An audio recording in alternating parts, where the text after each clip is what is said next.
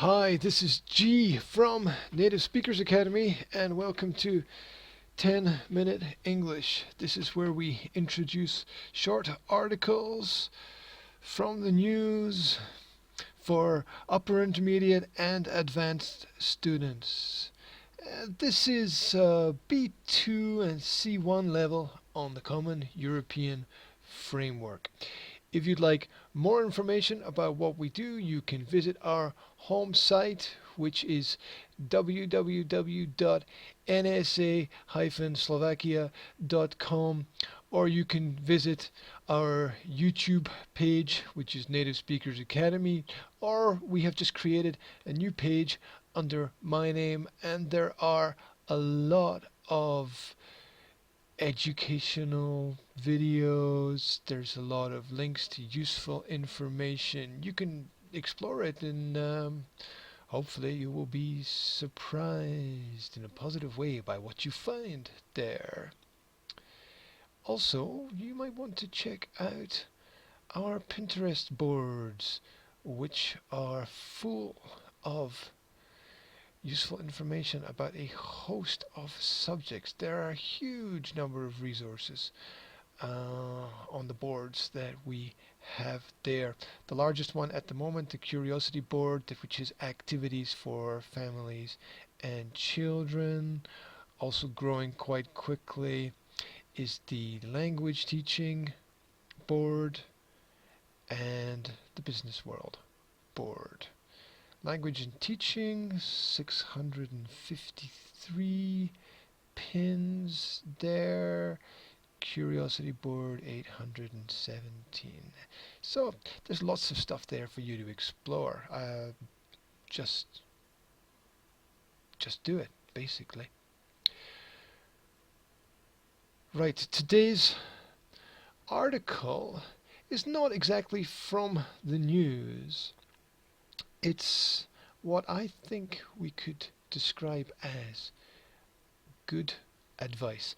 As usual, I have highlighted the vocabulary which should be new in yellow there. We're not going to be able to get through this entire article, but we'll do as much as we can in 10 minutes. And of course, I will, as usual, post a link to all the information that is there. A little bit of background. These are some quotes from a Sioux Indian chief by the name of Luther Standing Bear.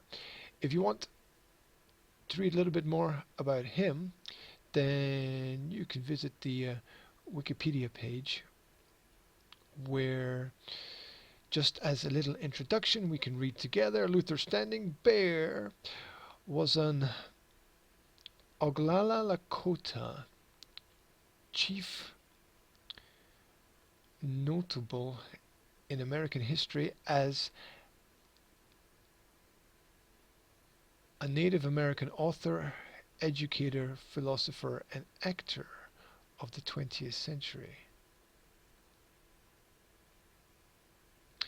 Look at that grammar.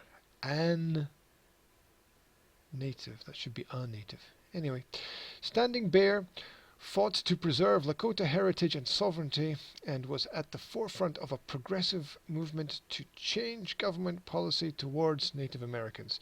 Yes, basically, he didn't want his culture to be annihilated. I guess he failed. But a really interesting man to look into. So, let's get into the article. I've shortened the title from the original title because I think this is the real focus.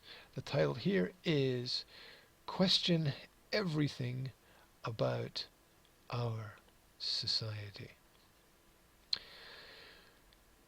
If you are ready, we will begin. Luther Standing Bear was an Oglala Lakota Sioux chief who, among a few rare others such as Charles Eastman, Black Elk, and Gertrude Bonnin, occupied the rift between the way of life of the indigenous people of the Great Plains before and during the arrival and the subsequent spread of the European pioneers. Like his above-mentioned contemporaries, however, his native roots were deep, leaving him in the unique position of being a conduit between cultures. Though his movement through the white man's world was not without success, he had numerous movie roles in Hollywood. His enduring legacy was the protection of the way of life of his people. I wonder why the word however is put in the middle of that sentence. It doesn't really make sense. However would suggest that there are opposites and the first part of the sentence should begin unlike. Yes, let's remove it. Let's edit as we go. There we go. That's obviously a mistake. Like his above-mentioned contemporaries, his native roots were deep. You see? There are mistakes everywhere in everything. By the time of his death, he had published 4 books and had become a leader at the forefront of the progressive movement aimed at preserving Native American heritage and sovereignty.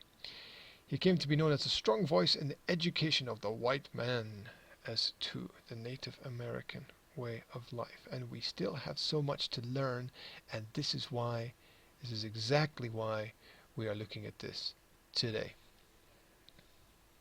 So, point 1. Praise, flattery, exaggerated manners, and fine, high-sounding words were no part of Lakota politeness. Excessive manners were put down as insincere, and the constant talker was considered rude and thoughtless. Conversation was never begun at once or in a hurried manner. Things were carefully thought over first. And my personal perspective on this is the more people talk, the more bullshit you have to listen to. Moving on. Children were taught that true politeness was to be defined in actions rather than in words. They were never allowed to pass between the fire and the older person or a visitor, to speak while others were speaking, or to make fun of a crippled or disfigured person. If a child thoughtlessly tried to do so, a parent in a quiet voice immediately set him right. Actions rather than words. What you do is far more important than what you say. Lead by example. Silence was meaningful with the Lakota, and his granting a space of silence before talking was done in the practice of true politeness and regardful of the rule that thought comes before speech, and in the midst of sorrow, sickness, death, and misfortune of any kind, and in the presence of notable and great, silence was the mark of respect. Strict observance of this tenet of good behavior was the reason, no doubt, for his being given the false characterization by the white man of being a stoic. He has been judged to be dumb, stupid, indifferent, and unfeeling. Perhaps I should have also marked mids. That's an interesting use of language. There.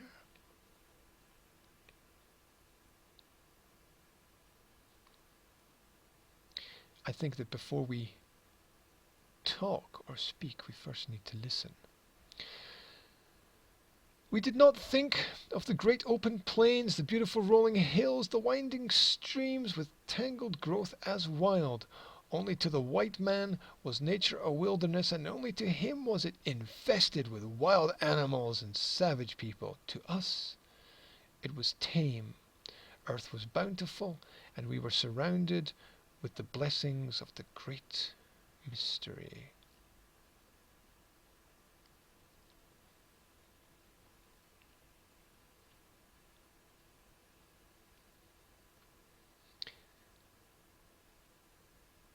Yes, what is truly wild? What is really wild? We tend to want to tame everything. Is that such a good idea? I'm not so sure.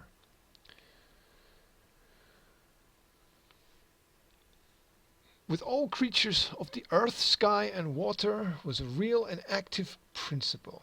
In the animal and bird world, there existed a brotherly feeling that kept the Lakota safe among them. And so close did some of the Lakotas come to their feathered and furried friends that in true brotherhood they spoke a common tongue, the same language, that search to be as one at one. This concept of life and its relations was humanizing and gave to the Lakota an abiding love. It filled his being with the joy and mystery of living, and it gave him reverence for all life. It made a place for things in the scheme of existence with equal importance to all.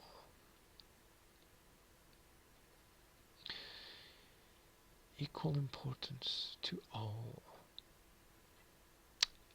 It's a lovely thought. Now, normally I would end, finish, stop, wrap up, draw to a conclusion the presentation.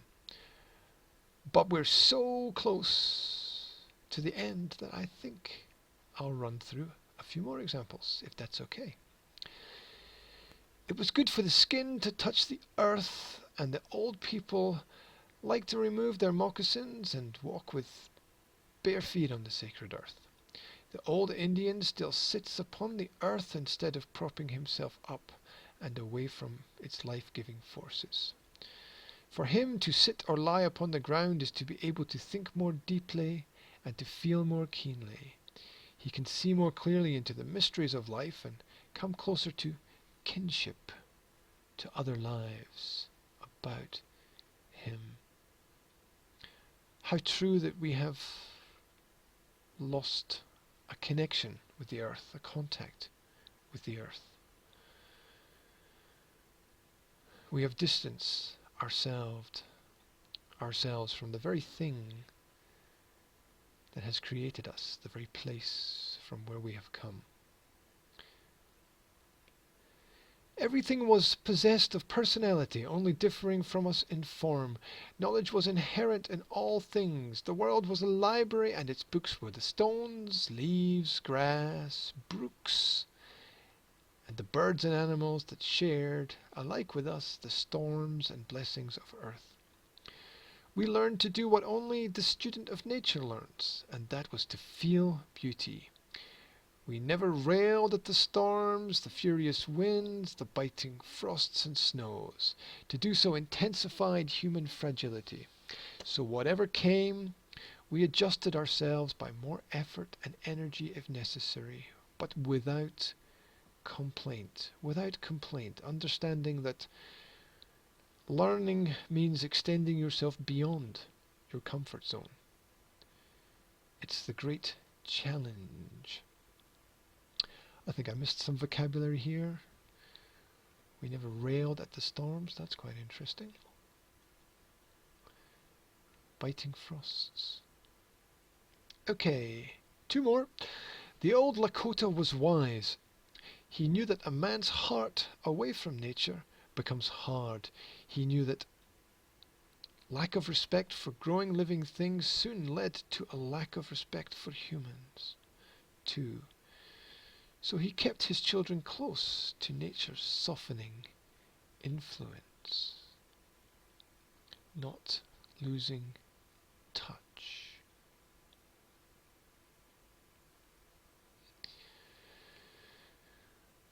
A final thought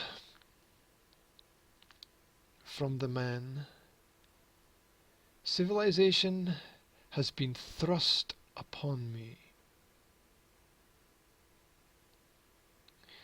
and it has not added one whit, one iota, one piece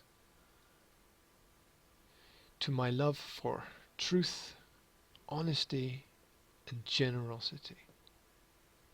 Civilization, perhaps, could be seen to be the antithesis of all of those things. So I hope these 10 points, quotes, thoughts, ideas, feelings, principles will help to make you think about what is important in your world. Source: 10 quotes from a Sioux Indian chief that will make you question everything about modern culture. From wisdompills.com. A link to this and anything else relevant will be posted together with this video. If you'd like more information about the problems faced by Luther Standing Bear, his contemporaries, and other people in the sphere of Native American history, I recommend this. Russell Means' documentary entitled Welcome to the Reservation, where Russell Means, a descendant of the native Indian tribes, comments on the history of people and how Americans now are experiencing the same problem that the Indians experienced hundreds of years ago. That's Russell Means' Welcome to the Reservation. And Russell Means was a really interesting character as well. He's dead now, but you can still read a lot of information about him. He was a wise man with a great mind and a lot of very intelligent observations about the way we live our life today. Thank you. That's about all we have time for today. This hopefully will be the last test before we launch properly 10-minute English with daily free sessions. If you've got a topic that you'd like us to cover, let us know and we will try and include that topic just for you. And remember, you can visit our sites on the internet and get lots more information about what we do. You can also join up with us on Facebook, Google+, LinkedIn, Pinterest, and we're on a host of other social media platforms as well. So that's it. If you really want more information, you can take one of our special one-to-one English language study courses. Just send us an email if you're interested. And I'll tell you what, I'm off to see if I can open some of the windows in the office, because we've had about a meter of snow in the last 6 hours, and the town and the countryside looks like some kind of perfect cake of some kind, I suppose. And then I'm going to have to try and find my car later and dig it out, and oh my god, all these things to do, but who cares? Life goes on. That's it. I wish you a really good day, and I hope to speak to you again soon. Take it easy. Yeah, take it easy, guys. Take it easy.